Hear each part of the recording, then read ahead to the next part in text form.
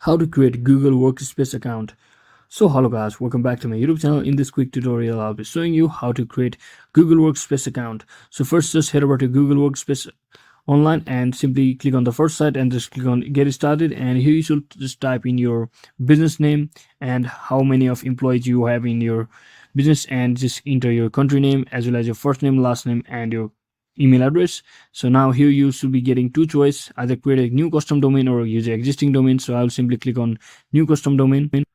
So once you click on it, you just have to provide your domain name and make sure it's valid one, and here you should see your pricing of your particular domain based on you have selected it. As you can see, it's for me $12 per year. So once you do all of that, you just have to provide your street address, city, as well as postal code and phone number as well for your business information. So let me just quickly fill that up, and once you fill that up, just click on next, and you should be landing on this page where you just have to provide your username and password for the final time, and just click on agree and continue to get started with your Google Workspace account online.